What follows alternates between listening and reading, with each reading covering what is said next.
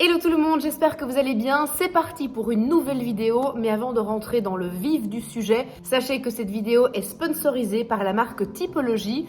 Et aujourd'hui, je vais revenir sur certains produits que j'utilise dans mon quotidien, produits que je trouve vraiment très chouettes et produits avec lesquels j'ai réellement pu constater des différences au niveau de ma peau. Alors quand moi j'ai fait sur le site le petit questionnaire pour savoir exactement quel produit allait me correspondre, j'ai indiqué que ce que je n'aimais vraiment pas au niveau de ma peau, c'était les pores dilatés, les poches et les cernes. Ensuite, je suis retournée un petit peu plus tard sur le site pour choisir une crème spécifique anti-vergeture. Donc là, je suis partie sur une huile anti-vergeture que là, j'utilise maintenant depuis plus de 2 mois. Et pour l'instant, aucune vergeture sur mon petit ventre. Donc ça, je suis très contente. Pour travailler sur les pores dilatés, affiner le grain de la peau, resserrer les pores, j'ai le gel nettoyant PHA 5% plus aloe vera. C'est donc un gel nettoyant légèrement exfoliant qu'on va venir utiliser dans la douche. Et puis ensuite, j'ai ici le tonique acide glycolique 8% plus extrait de citronnelle. Alors ce sont 2 produits qu'on peut utiliser durant la grossesse car ils ne contiennent pas d'huile essentielle. Donc ça c'est super. Et ici le petit tonique, lui aussi va venir affiner le grain de la peau, resserrer les pores. Et j'ai vraiment vu une différence au niveau de mon grain. Il est plus affiné. Et en effet, mes pores dilatés se voient nettement moins forts. Alors, autre produit que j'utilise dans mon quotidien et que je trouve génial, c'est le sérum contour des yeux qui contient de la caféine à 5% et de la niacinamide à 5% également. Ce produit-ci, on peut l'utiliser le matin et le soir. Et alors, comme je vous le disais, pour essayer de ne pas avoir de vergeture, j'utilise le gel vergeture à l'huile de baobab. Celui-ci, je viens l'appliquer le soir parce qu'il est quand même très gras. Et donc, il donne vraiment une sensation de confort. J'utilise la crème corps à base de squalane à 10% et de beurre de karité. Alors, non seulement les produits de chez Typologie sont vraiment de très bons produits, mais vous allez le voir aussi que toute la politique et les valeurs de la marque sont très appréciables, que ce soit au niveau de l'écologie, au niveau de la composition des produits aussi qui est vraiment impeccable. Donc si vous avez envie de la tester, je vais vous mettre un lien dans la description de cette vidéo et en commentaire épinglé. Et grâce à ce lien, à partir de 35 € d'achat sur le site, un gommage visage régénérant. Donc n'hésitez pas à aller regarder les produits, faites le test diagnostic de peau. Et puis voilà, je vous ai tout dit, c'est parti pour la vidéo. Salut à tous, j'espère que vous allez bien. C'est parti pour une nouvelle vidéo, un peu différente de ce que vous avez l'habitude de voir sur cette chaîne. J'avais envie de rebondir suite à une petite période où j'étais un peu down, avec un mood un peu faiblard. Et j'en avais discuté avec vous en story pour vous dire que voilà, la semaine passée, j'étais pas au top de ma forme, j'étais fatiguée, j'avais envie de rien faire, j'étais pas motivée. J'avais eu envie de vous le dire, tout simplement pour vous montrer que c'est normal d'avoir des moments où on a juste pas envie en fait et où on se sent pas en forme. J'ai intitulé cette vidéo La dictature du bonheur.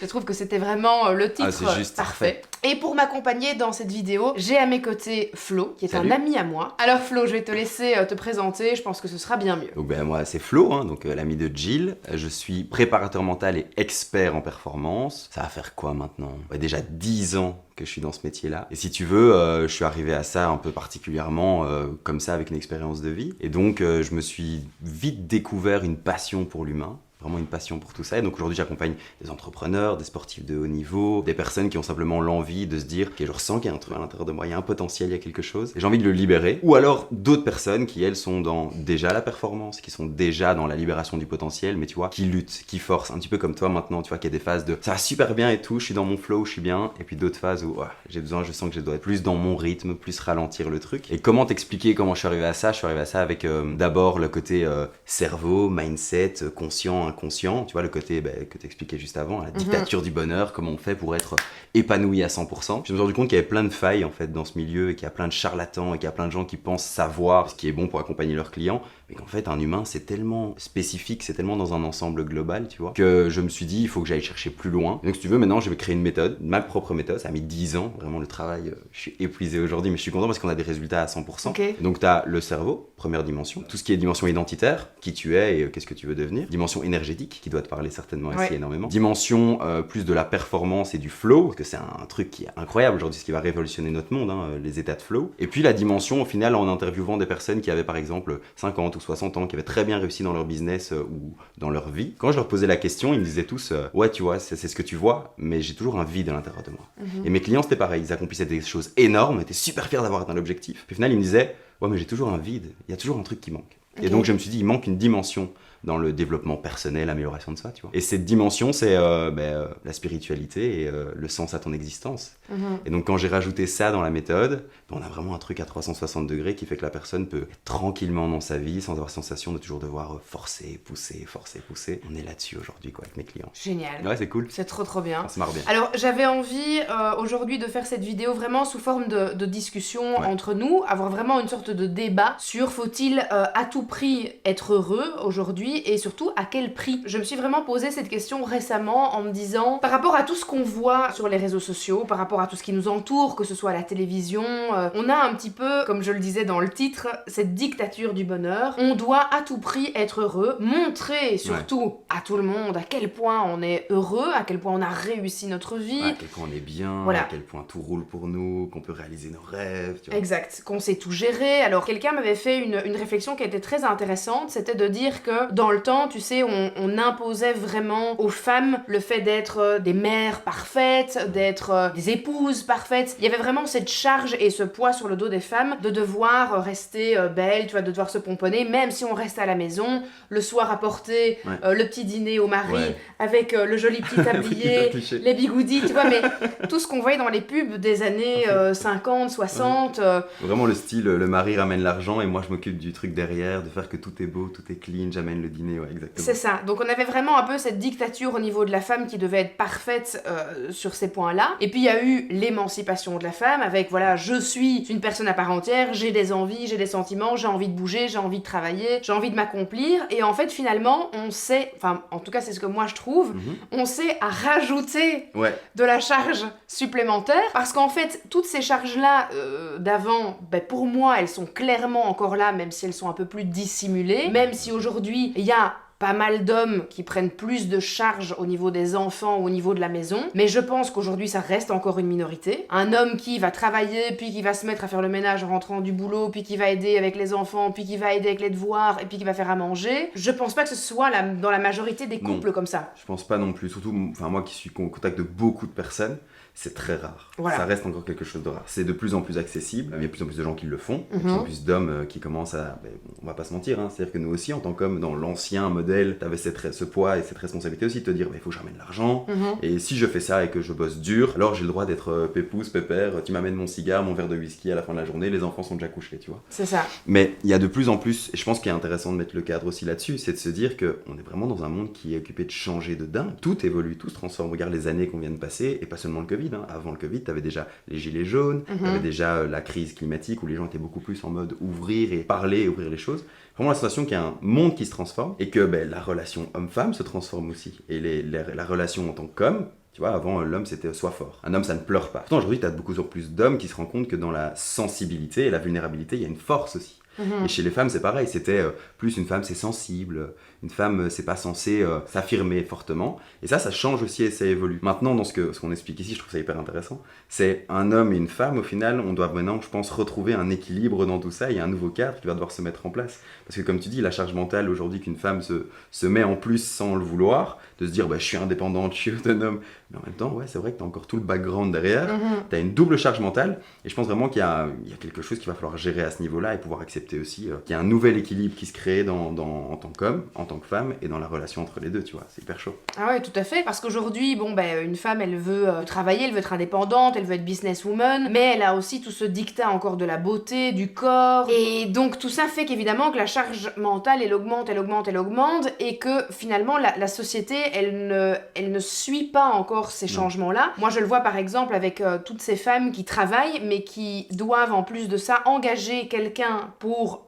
les aider dans le quotidien avec les enfants, parce que les écoles, au niveau par exemple des horaires des écoles, ne sont absolument pas faits pour des femmes qui bossent. C'est-à-dire que quand on te dit que tu dois aller chercher tes enfants à 18h, mais que ton patron te demande de bosser jusqu'à 17h30, voire 18h, voire plus si tu travailles dans un magasin par exemple, où là t'as des horaires parfois jusqu'à 19h, et tu fais quoi de tes enfants quand l'école elle est finie?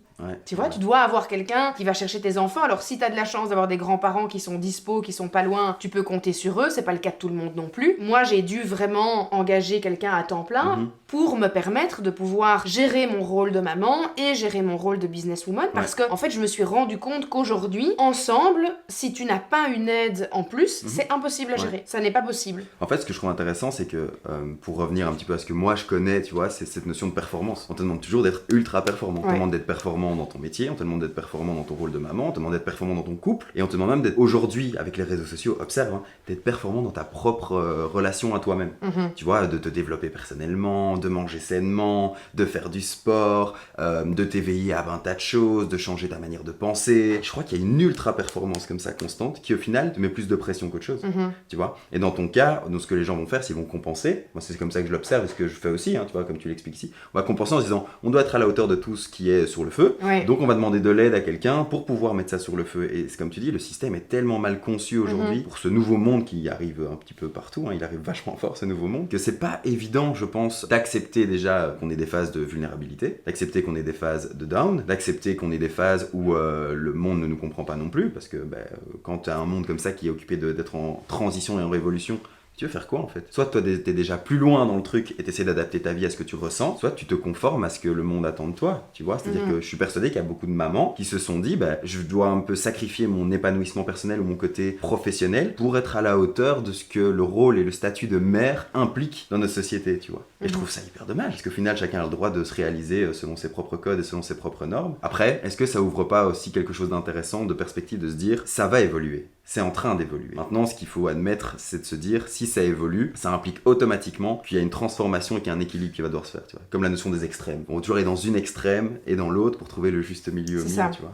C'est plus complexe. Est-ce que tu penses, du coup, que la solution, c'est vraiment d'avoir... Enfin, moi, je parle toujours de notion de balance. Quand je l'explique dans mes stories, je pense qu'il faut avoir une part d'ombre et une part de lumière, que l'un ne va pas sans l'autre. On ne peut pas que être joie, bonheur et, tu vois, et positif. Et puis, surtout, ça n'est absolument pas humain. Quelqu'un qui te dit « Ah, mais moi, je n'ai aucun problème, je vais tous les jours très bien, je suis tous les jours positive. » Vraiment, quel gros mytho. Oui, c'est du mensonge à 100%. Par exemple, les mamans qui se veulent être un petit peu le reflet des mères parfaites et qui disent « Mais moi, mes enfants, jamais j'ai envie de les mettre ailleurs, je ne suis jamais fatiguée, je ne suis jamais, à un moment donné, à bout. » Non, c'est impossible. C'est impossible, sauf si tu as donné naissance à un ange qui ne dit rien, qui est parfait, qui te fait tout ce que tu lui demandes. Dans les contes de fées, quoi. Dans les contes de fées, voilà. Et même, les contes de fées sont généralement très sombres, tu vois. Ouais, mais je pense que c'est bien aujourd'hui de rappeler aux gens que cette notion de balance, elle est très importante. Elle est essentielle. Dans toutes les recherches que j'ai pu faire et ce que je partage aujourd'hui, c'est la notion du flow, la balance, comme tu dis, cet état naturel. Et quand je bosse avec les sportifs de haut niveau, on a vraiment cette notion-là qui est importante. C'est quand ils sont dans leur performance, il y a un moment donné où le cerveau déconnecte et tout se fait naturellement et tout passe. On a tous déjà vécu ça.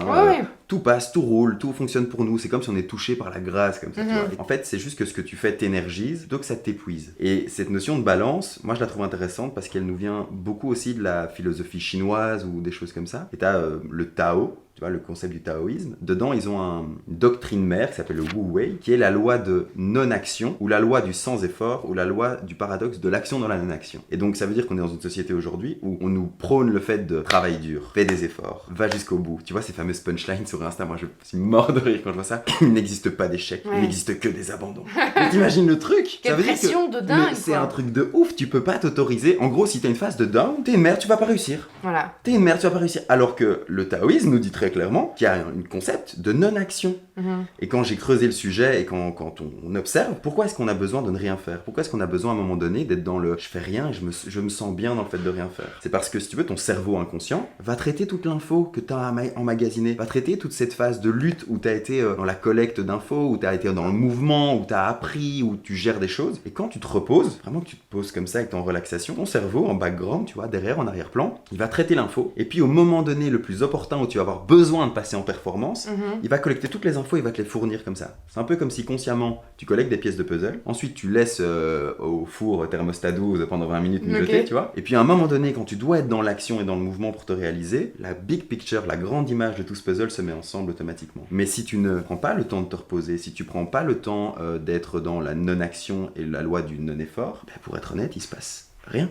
Tu passes juste dans une dépression, complètement déconnecté de toi. Donc en fait, tu tires sur une corde invisible qui est, à un moment donné, une dépression, qui va être une perte de sens. Et ça, il n'y a rien de pire. Hein. Perdre le sens de ce que tu fais, tu sais plus rien faire. Perte d'énergie, perte d'espoir. Parce que je pense sincèrement aujourd'hui que les gens ont besoin d'espoir. Ouais. Tu vois, c'est un truc énorme aujourd'hui. Et on le voit pour toi, tu vois. Toi, depuis quelques années maintenant, il y a une réelle grande évolution dans tout ce que tu entreprends, dans tout ce que tu fais. Mais c'est parce que c'est des choses qui font sens pour toi et quelque chose qui t'anime. Exact. Il y a un sens plus profond que juste je veux délivrer du contenu. Oui, exact. Je veux être une influenceuse qui fait faire mes posts et en fait je vais faire mes placements et puis après je suis contente et je suis comme Non. ça. Non, il y a une vraie, tu vois, il y a une sensation de vouloir te réaliser. C'est comme s'il y avait une mission intérieure. Le problème c'est qu'on est dans un mode où il n'existe pas d'échec, il n'y a que des abandons. Ça te déconnecte complètement de ta mission, de ton sens profond. Et quand tu es connecté à ton sens, c'est naturel pour toi de faire les choses. Quand tu es connecté à ta mission et à ton sens, ça t'énergise, ça ne t'épuise pas. Quand tu es connecté à ça, tout fonctionne. C'est-à-dire que tu rencontres les bonnes personnes, tu vois, pas plus tard que ce qu'on vit maintenant à deux, tu vois. Oui, non, ça, j'allais rebondir là-dessus en disant que la semaine passée, j'ai pas créé de contenu parce que j'avais pas envie, j'avais pas de motivation et puis surtout j'avais pas d'idée. Et encore une fois, c'est ce que j'ai dit, je ne vais pas créer du contenu pour créer du contenu, pour satisfaire l'avidité finalement des, je sais pas si ça se dit, mais l'avidité des gens. L'envie. Oui, et en fait, le problème aussi, c'est qu'aujourd'hui, quand tu es par exemple créateur de contenu sur les réseaux sociaux, sur Internet, tu as aussi cette demande constante des gens qui besoin. Je veux voir, je veux scroller, je veux voir des choses, et si j'ai pas, je suis perturbée. T'as l'algorithme aussi, hein, moi, c'est un truc qui me perturbe vraiment. L'algorithme qui te dit, si tu veux réussir sur les réseaux, il faut que tu postes tout le temps. Comme ça, t'es bien référencé et les gens vont voir ton contenu. Mais c'est double pression. T'as les gens, et puis à côté de ça, t'as l'algorithme où tu te dis, en fait, si l'algorithme, il ne prend plus en considération mon contenu, ben mon métier, entre guillemets, si t'as que ça, il s'arrête. Pour TikTok, par exemple, j'avais fait une demande, tiens, quels sont les points forts et les clés, vraiment pour pouvoir augmenter son audience, etc. Et on m'a dit, c'est quelqu'un de chez TikTok France qui me l'a dit, donc c'est pas un truc que j'ai fait sur Internet, on m'a dit, il faut poster au minimum 5 TikTok par semaine. Waouh, la pression. Et t'es là, wow, mais alors moi j'ai pas du tout un contenu où je fais des petites chorés, où je fais du lip sync, tu vois. J'ai un contenu où je dois avoir des idées, où je dois avoir des trucs sympas, où il doit m'arriver quelque chose. Et en fait, je me suis dit, bah non, en fait, tu vois, j'ai plus de 750 000 personnes qui me suivent sur TikTok. Est-ce que c'est pas déjà largement suffisant? C'est quoi le but aussi? Oui, c'est ça. En fait, c'est toujours plus. Et quoi? Une fois que t'atteins le million d'abonnés, qu'est-ce qui se passe après? Tu veux plus, tu veux 1,5 million, tu veux 2 millions d'abonnés, puis tu te retrouves un peu dans un espèce de cercle vicieux où à la fin tu tournes en rond parce que tu sais plus quoi produire, tu sais plus quoi faire et ça devient redondant. Tu commences du coup à perdre l'attention des gens parce que tu fais tout le temps la même chose. Donc je me suis dit, mais est-ce que c'est pas mieux de faire un peu moins de contenu, avoir un peu moins de visibilité, mais au moins que quand tu arrives avec quelque chose, les gens sont intéressés par ce que tu as fait et ne sont pas juste gavés par tout ce que tu leur donnes 20 fois par semaine. Tu vois, parce qu'en fait c'est ça, les gens qui produisent du contenu en masse, ils gavent les gens comme des oies quoi. Allez, bouffer mes trucs, bouffer mes vidéos, bouffer mes photos, bouffer mes stories. Mais en plus, ce qui est très paradoxal, c'est que au plus tu crées et t'as la pression, tu vois, 5 TikTok par semaine, cette pression-là, elle t'empêche d'être créative. Bien sûr. C'est impossible d'être créatif si t'as de la pression. La créativité, ça passe par une phase où justement tu ne fais rien. Tu laisses les idées se faire. Tu vas te balader dans un parc, t'es connecté à ce que tu veux. L'idée vient et tu vas la réaliser naturellement. Mais si t'as un agenda de planification, t'es obligé de poster tout le temps. Là, on parle de l'aspect créatrice de contenu, créateur de contenu. Mais dans la vie, c'est pareil. Dans la vie professionnelle, dans d'autres milieux, ou même dans le fait de vouloir se réaliser, au plus tu vas choper de l'info et des informations qui te disent, comme on le disait au début, fais du sport, mange sainement. Mais en fait, ça te crée un stress inconscient. Et il faut savoir un truc, c'est que le stress, ça te désactive tout ton système immunitaire. Donc automatiquement, tu vas culpabiliser de ne pas faire ce qu'il faut et au final, ça va être dans un désavantage total. Que juste pour reprendre le délire, nos grands-parents, ils n'avaient pas toutes ce qu'on appelle des injonctions paraverbales ou verbales de ne fais pas ça, ne fais pas ceci, ne fais pas là, ça c'est pas bon. Mais ils ont très bien vécu. Tu vois, ils ont vécu avec limite un indice de bonheur bien plus élevé que nous, avec beaucoup moins de croissance, de performance, je veux réaliser mon rêve. Ils se contentaient de ce qu'ils avaient dans le flow de la vie.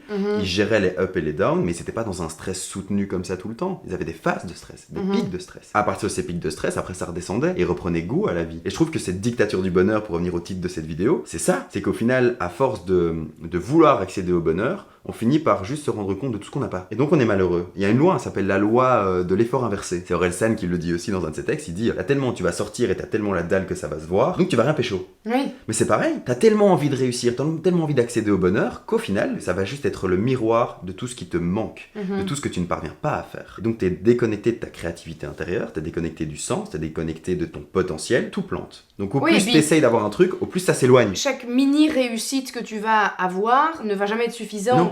Donc tu ne vas jamais non plus profiter des bons moments ou des moments de réussite parce que tu es déjà sur l'étape supérieure ou l'étape suivante en te disant oui mais après je veux ça aussi et je veux ça aussi et que t'as même pas eu le temps de profiter de mais attends on vient de te donner ça, profites-en, attends calme-toi, pose-toi, profite déjà de ce que t'as maintenant et puis après tu verras bien si t'as envie de quelque chose d'autre. Et si t'observes, moi c'est ce que quand je t'ai contacté sur les réseaux quand t'as fait ta story, je t'ai dit moi mon mojo pour l'instant et ce que j'amène le plus à mes clients, c'est passer d'une vision horizontale de la réussite à une vision verticale de la réussite. La vision horizontale c'est quoi? Les gens sont dans une situation A, ils veulent absolument atteindre un B et entre les deux t'as le mindset, le process, les transformations de croyances, les transformations d'habitudes, être à la hauteur pour obtenir B. Mais en fait, ici il y a un vrai problème dans cette histoire. C'est que comme t'es déjà déconnecté du A, que tu sais déjà pas trop qui t'es, que t'as déjà un problème identitaire et que tu veux un B, mais que ce B en fait a juste pour un objectif de combler quelque chose chez A, tu te rends compte que quand t'obtiens un B, c'est pas bon. Non. C'est pas ce qu'il te fallait. Donc t'as lutté pendant des années, parfois des mois et parfois pendant des années pour au final te retrouver à obtenir ce que tu veux et juste être là, il me manque toujours un truc. Tu t'es acharné, t'as combattu, alors que si en chemin t'avais été tranquille à ton rythme, que t'avais fait l'action qui est juste pour toi, ça t'aurait amené à une destination qui en fait sens et tu serais bien. Parce que la plupart des gens qui sont en A et qui veulent aller en B, quand t'observes le B, c'est pas eux. C'est la société qui te dit que tu veux ça. C'est tu imagines que tu veux ça. Mais dans le fond, quand tu vas connecter à ton essence même, à un moment donné, tu te dis j'ai plus besoin du B. Donc tu fais ton propre chemin et t'es plus dans la lutte. Tandis que la verticale, c'est ça, c'est de se dire il y a A, il y a B, ok, mais d'abord on va d'abord voir en haut, au niveau de à quoi je suis connecté. En fait, la structure, quoi. Ouais, qui je suis vraiment. Tu vois, donc la spiritualité tout au-dessus, qui je suis vraiment et pas comment je me suis adapté au monde pour être aimé et accepté. Tu vois, parce que la plupart des gens, ils font ça. Ils se disent, je vais faire ça, je vais obtenir B pour être aimé et accepté. Et là, t'as un vide. Il y a un truc hyper paradoxal. Moi, quand je vois quelqu'un avec une très belle voiture, j'aime bien parfois toquer à la fenêtre et discuter, simplement. Et la plupart des gens, quand je leur demande la voiture, pourquoi cette voiture, etc., il y en a qui sont très connectés au sens et à leur quête. Tu le sens. Ils sont bien alignés, ils sont bien dans le truc. Et ils te disent, moi, c'était un rêve. Et chaque fois que je rentre dedans, je me sens bien et je suis épanoui. Et puis t'en as d'autres, tu te rends compte que c'est juste pour le statut social. Ouais. Et que donc en fait, peu importe la voiture, c'est le symbole qui était important. Mais que quand ils s'endorment le soir, ils sont pas bien ces gens-là. Non. Ils ont un problème existentiel. Et que quand tu futurises à la fin de leur vie, c'était une discussion comme ça avec eux, fin de vie, ils sont pas bien, ils ont pas eu une vie pleinement vécue pour eux. Donc il y a énormément de remords, il y a énormément de regrets. Et je pense que c'est ça aujourd'hui qu'il faut parvenir à faire la distinction dans cette quête du bonheur, de se dire, en fait, le bonheur, il m'appartient à moi à 100%. C'est moi qui vais gérer chaque jour en fonction de ce que je ressens. Et c'est moi qui dois me respecter. D'abord, je me reconnecte à moi. D'abord, je règle ce qui m'appartient. Et puis après, je vais cheminer, mais dans un chemin qui m'appartient. Et les normes, qu'on me dise de faire ça, c'est ok. Qu'on me dise de ne pas le faire, c'est moi qui décide de ce que j'en fais. Tu vois. Je prends toujours un step de recul entre je suis supposé faire ça, on me dit que je dois faire ça, il faudrait que je fasse ça. Mais est-ce que sincèrement, la finalité, si j'entreprends ce chemin-là, est-ce que ça me ressemble? Est-ce que ça me parle? Est-ce que ça me, tu vois, ça me laisse un goût de barbe à papa dans la bouche quand j'y pense, tu vois. Et je pense que c'est vraiment cet écart entre les deux dans notre génération et dans notre société actuelle où il faut vraiment se reconnecter à ça, se reconnecter au sens de son existence et puis se dire ok, maintenant que j'ai retiré les couches qu'il y avait autour de moi, je vois qui je suis vraiment parce que mais toi tu le sais bien aussi et je pense que tu en as déjà parlé dans pas mal de vidéos que quand on sait très bien pourquoi on est là. On sait très bien, tu vois, un enfant, il se soucie pas il se soucie pas du jugement, tu vois, il est juste là, il fait sa vie, il fait ce qui l'inspire, mais en grandissant, on oublie ça. Bien sûr, et vite, parce que moi je le vois en ayant des enfants qui sont quand même encore fort jeunes, dès qu'ils passent à l'école primaire, tu as déjà tout le dictat les fringues, les marques, ce que tu as, ce que tu peux regarder chez toi à la maison, si tu joues à des jeux vidéo, si t'as quoi comme PlayStation, t'as quoi comme ci, t'as quoi comme ça, et ça a toujours existé. C'est pas un truc qui est neuf, hein. Je veux dire, même nous, quand on était à l'école, on devait avoir des flippos, on devait avoir des trucs un peu plus simples qu'aujourd'hui. Ça coûtait nettement moins cher à nos parents. Tu vois, genre les cartes Pokémon de l'époque, tu vois, les trucs, tu t'essayais pas de les mettre sous blister pour les collectionner, juste tu tapais avec. Tu jouais à mort dans la cour de récré, tu collectionnais les POC dans les paquets de chips, t'étais hyper content, tu vois, t'avais les JoJo's, des trucs comme ça, c'était vraiment cool. Maintenant, Maintenant, je trouve ça terriblement triste d'avoir un enfant de 9 ans qui se sent frustré parce que c'est le seul de la classe à ne pas avoir un iPhone, tu vois. Et t'es là, mais allez, quelle inconscience de la part des parents de brûler autant d'étapes dans l'enfance. Et ça, c'est un chouette modèle aussi que je trouve cool. Moi, j'ai été beaucoup dans la première étape de cette carrière à me dire, il faut que je fasse des choses pour obtenir des choses. Et donc, je vais faire, et si je fais ça et que je mets ça en place et que je n'abandonne pas et que je persévère, alors j'obtiendrai. Et si j'obtiens, alors je me sentirai comblé. Et en fait, je me suis rendu compte qu'il en était mieux de voir le modèle dans un autre sens de nouveau. On était mieux de se dire, je vais travailler sur qui je suis et ce que je veux devenir. Comme ça, automatiquement, je vais faire les choses naturellement. Et puis, j'obtiendrai ce qui correspond à qui je suis. Et donc, t'as un truc beaucoup plus sain, tu vois. Tandis que, et je pense très sincèrement hein, qu'il y a plein de choses qui doivent évoluer dans l'éducation aussi, pour ramener en fait moins de je comble un besoin, mais je regarde le message caché derrière le besoin. Et qu'aujourd'hui, comme on le discutait au début, le mode de vie, la rapidité du mode de vie, fait que un parent, et moi je les comprends, tu vois, il y a un moment donné, on peut pas non plus les flageller, tu vois. Ou au resto par exemple, tu vois. Tu vois souvent ça. Les parents ils sont au resto et ils sont tellement épuisés par le mode de vie, ils sont tellement épuisés, ils se disent on va s'octroyer une bulle d'air en allant au resto en famille, t'as le petit ou la petite qui commence à péter un plomb et le parent, le seul réflexe qu'il a c'est de donner le téléphone. Alors oui ça coupe du lien, on va pas se mentir, ils en ont conscience, mais si tu observes en fait d'un point de vue extérieur avec plus de bienveillance sur la situation, tu vas pouvoir t'apercevoir que ils sont juste victimes de leurs automatismes. Ils essaient juste de compenser un besoin. Tout ce qu'ils veulent, c'est être tranquille, peut-être en amoureux, ils n'avaient pas à garder les enfants, et ils gèrent le truc. Donc je pense très sincèrement que si on éduquait mieux à l'école les Bien enfants, sûr. les parents auraient déjà moins de difficultés à la maison aussi à gérer tout ce qu'ils ont à gérer, et donc derrière, on serait dans une société qui est beaucoup plus connectée. Et donc on serait pas dans la recherche et la poursuite du bonheur, mais dans vis le bonheur en fait. C'est ça. Vis juste ton bonheur, tu vois. Ouais. Aujourd'hui, j'ai l'impression que c'est difficile pour beaucoup de familles de créer des instants de bonheur avec rien. Ouais. Pour beaucoup de personnes, vraiment offrir quelque chose, un instant de bonheur à leurs enfants, c'est aller en vacances dans un grand hôtel où il y a plein de piscines, plein de trucs, aller à Disneyland Paris, faire des trucs, tu vois, Mais en qui même temps, sont... c'est plus simple à faire. C'est- Parce qu'en fait, t'achètes et tu Oui, as, tu vois. c'est C'est ça. comme si tu veux faire un cadeau qui touche vraiment le cœur de la personne. Tu fais un cadeau qui veut toucher son cœur. Ça te prend du temps. Parce que tu dois avoir du temps pour réfléchir à qui est la personne, ce qu'elle va vraiment aimer. Peut-être que ça va être un truc manuel que tu vas faire, donc qui va te prendre du temps aussi. Tandis que, regarde, je suis sûr que ça t'est déjà arrivé aussi. Tu dois acheter un cadeau à quelqu'un que t'aimes, tu te rends compte que t'es pressé par le temps. Tu vas aller dans un magasin et tu vas dire, bon, ça.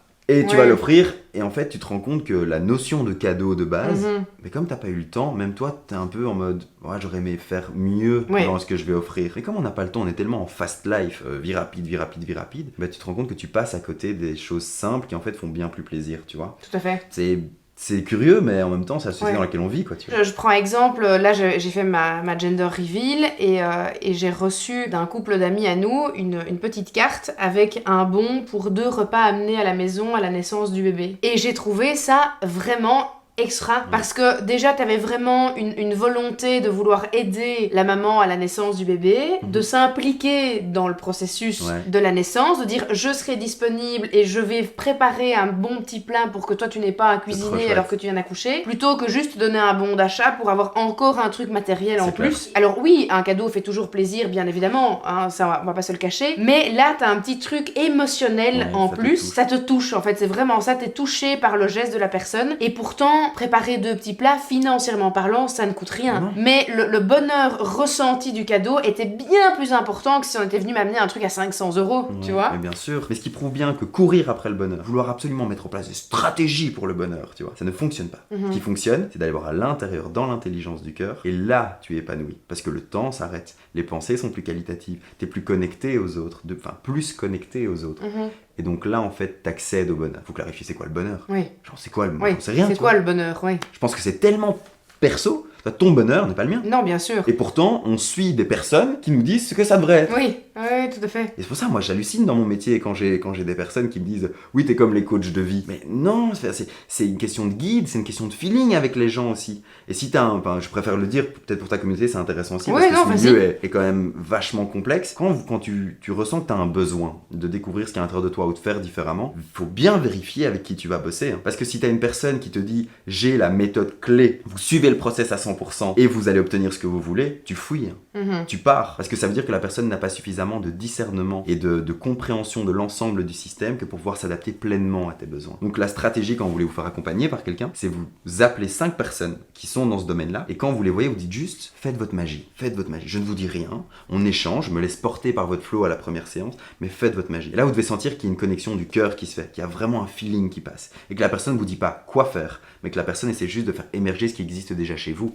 Et là tu commences à dire ok, là le chemin il va être intéressant. Bien sûr. Parce que je suis plus dans il faut que je rajoute une couche à qui je suis à on va retirer les couches qui sont déjà de trop pour pouvoir être bien et accéder à mon propre épanouissement, tu vois. Alors pour en revenir un petit peu à cette recherche du je dois être bien tout le temps et on va plus vraiment parler de bonheur puisque on sait que c'est très personnel et surtout que le bonheur, mon bonheur n'est pas le bonheur des autres et ainsi de suite. Mais surtout quels seraient tes conseils pour les gens qui vont nous regarder aujourd'hui, sur comment bien vivre ces up and down. Parce que par exemple pour une femme, ça peut être juste être hormonal. Ouais, c'est clair. Il y a des moments dans le mois où vous allez tout simplement être moins proactive, moins efficace, et c'est tout à fait normal. Et déjà rien que de connaître le cycle féminin, ça permet déjà de se déculpabiliser à 100% quand on sent qu'on a des moments où on n'est pas trop bien, de se dire ah mais en fait c'est tout à fait normal, je suis dans telle phase de mon cycle, là je vais juste passer quelques jours à me focus sur d'autres choses parce que je sais que niveau taf ou niveau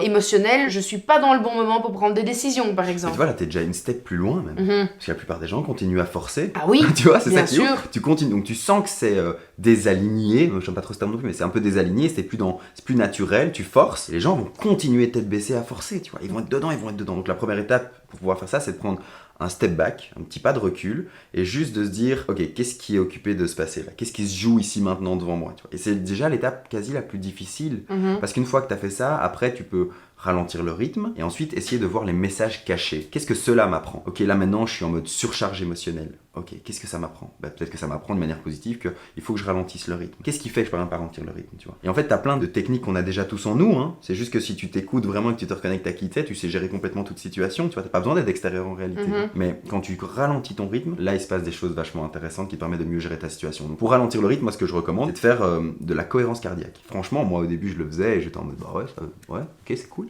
Mais quand on tient ça sur une certaine durée, on vient vraiment rééquilibrer énergétiquement toute notre capacité à penser. Donc on fait notre step back sans nous en rendre compte. Et là en fait on a une meilleure lisibilité et visibilité sur la situation, tu vois. Donc ça c'est le premier conseil que moi je donnerais, même si j'ai pas de conseil à donner, tu vois. C'est très spécifique à chaque personne. C'est de faire d'abord chaque fois un micro step back et de choisir l'émotion qui nous arrive. Et donc pour la cohérence cardiaque, c'est tout simple, hein. Il suffit de taper cohérence cardiaque sur YouTube, vous avez plein de vidéos. Ouais, il y en a plein. C'est des exercices de respiration, il faut suivre parfois un petit point. Donc c'est 3 fois par jour, 6 respirations par minute pendant 5 minutes. Donc ça prend 15 minutes. Par jour. Et si vous le tenez pendant 2 semaines, ça c'est hyper important, ça devient votre rythme respiratoire naturel. Donc ça veut dire que tu es naturellement en cohérence.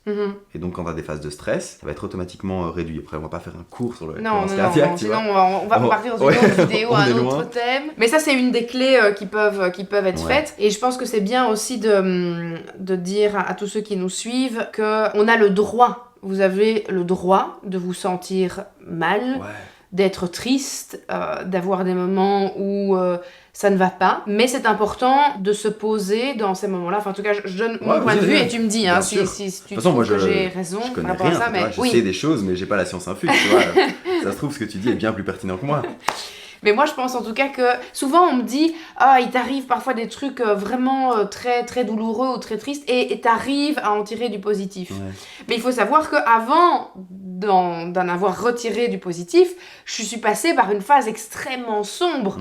Donc je suis vraiment passée par une phase d'introspection où j'étais vraiment au fond du gouffre, mais j'ai réussi à en sortir seule en ayant des réflexions sur ok, ça c'est ce qui se passe pour l'instant, comment est-ce que je vais transformer cet événement négatif en quelque chose de positif, que ce soit positif pour moi ou positif pour les autres. Par exemple, ce qui fonctionne avec moi, c'est de permettre, quand je vis quelque chose de négatif, ce qui moi m'aide à en sortir, c'est de me dire ok, comment est-ce que je vais pouvoir aider les autres à mieux vivre cet événement négatif. C'était altruiste. Voilà, ça c'est ce qui moi m'aide. Alors ça va peut-être pas fonctionner pour d'autres personnes, non, mais en tout cas, moi c'est moi, le fait d'abord penser à comment ça pourrait aider les autres. Ça va moi me sortir du trou et me faire me sentir mieux parce que quand j'ai par exemple parlé ouvertement de mes fausses couches et que j'ai su que ça avait aidé énormément de femmes autour de moi, je me suis dit ah ben j'ai pas vécu ça pour rien. Ouais, utile. Voilà, ça a été utile. Ce que j'ai vécu de négatif dans ma vie a permis à d'autres femmes de mieux le vivre. Et je me suis dit ben finalement je le vis nettement mieux et je trouve ça nettement moins grave parce que je me dis ça a servi à une cause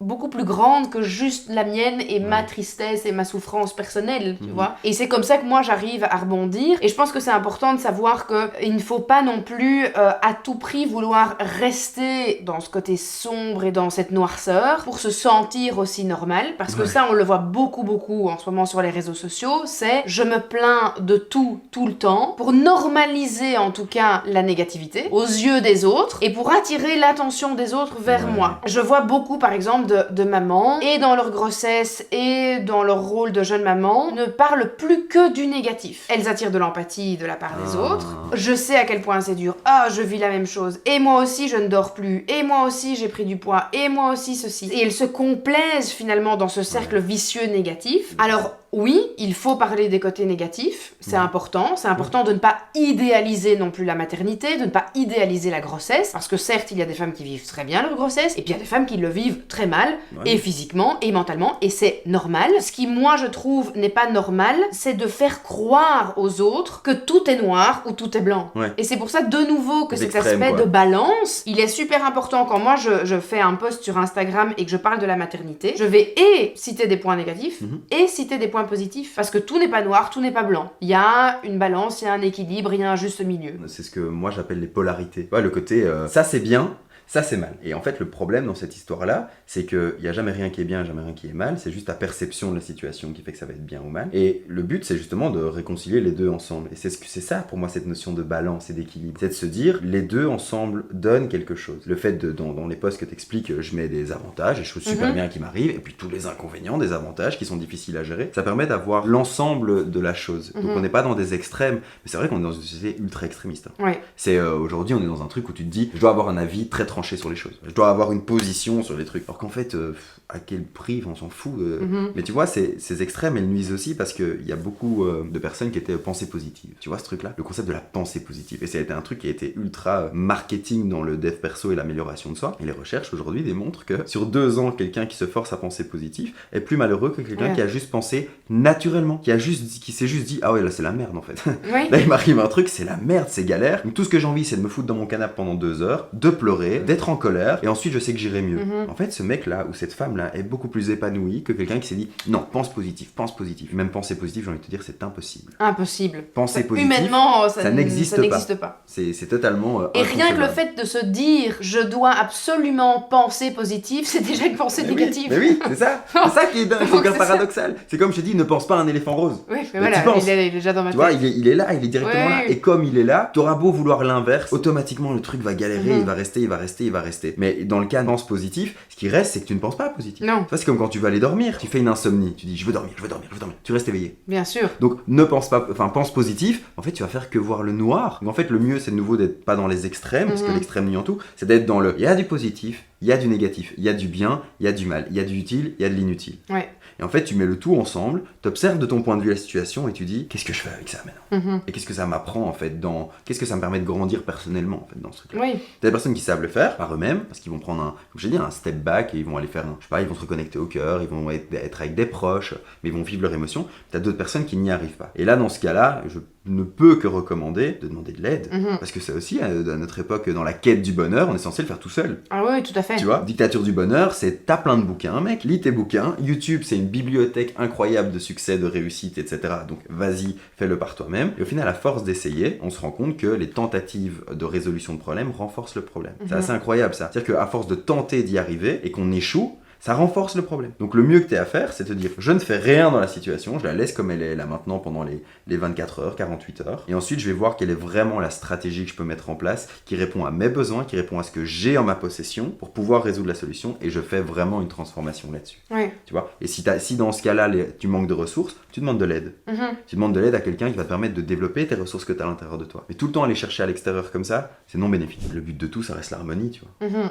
Exact. C'est vrai, c'est l'harmonie des choses. C'est pas parce que tout est harmonieux que ça va pas être moche, ça va pas être difficile, mais Ah au oui, moins dans c'est l'harmonie, il y a du chaos. Il y a du chaos. Il Particulier, faut une mais- partie de chaos pour avoir de l'harmonie. Tu vois, c'est comme une dispute dans un couple. Il y a des personnes qui voient ça comme la fin de quelque chose, une douleur intérieure. Mais en fait, tu changes la manière dont tu nommes les choses et tu changes les choses. Une dispute, c'est juste un point clé synonyme de nouveau départ. C'est une opportunité de reprendre à un endroit quelque chose, et que si cette information est bien traitée, on va sur un nouveau départ plus constructif. Même sexuellement parlant, hein. Si on parle du couple en règle générale, la sexualité, c'est un truc aujourd'hui qu'on a des idées tellement préconçues. Il y a tellement de trucs aujourd'hui où on se dit, dans un couple, la sexualité, ça doit se passer comme ça. S'il n'y a pas ça dans mon couple, c'est que mon couple n'est pas normal. En fait, mentalement, tu te fais tout un méli-mélo du truc, et la plupart du temps, quand tu testes les choses, ou quand tu testes ce mode de fonctionnement, ça fonctionne pas, ou ça t'a pas plu, et tu te rends compte qu'en fait, c'est juste un truc que quand t'es connecté à toi, purement avec l'autre personne, tout roule. Tout va bien. Donc à un moment donné, oublions un peu tout ce qu'on nous dit de faire et tout ce qu'on est C'est censé ça. faire, Exact. et qu'on se connecte juste à... Pour moi, le bonheur, c'est ça. Le bonheur, c'est connecte-toi à qui tu es. Prends le temps de faire le point sur à quel point tu t'es déformé dans le passé pour être aimé, parce que c'est important pour moi aussi. Qui va te permettre de te reconnecter à ton identité originelle. Et ensuite, vis en fonction de ça, vibre à la fréquence que tu veux dans ce niveau-là, et tu verras qu'automatiquement, tu seras heureux dans l'instant, parce que le bonheur, c'est juste ton instant maintenant, quoi, tu vois. C'est ça, Moi, exact. je suis très heureux, on discute, c'est cool. Tu Oui. vois. Je réfléchis pas avant, après. Non, moi non Le plus. bonheur, il est là, tu vois. Ouais. C'est comme ça que je le vois. Cool.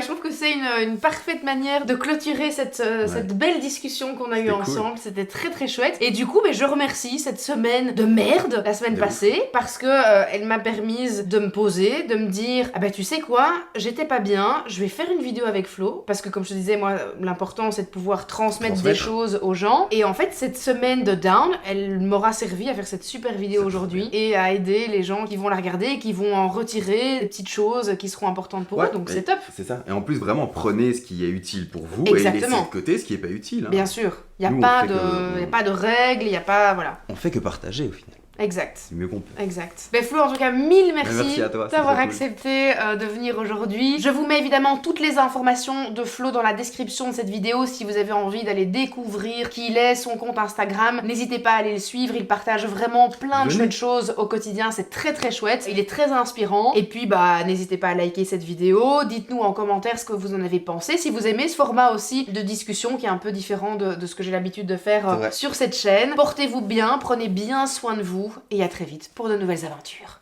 Ciao!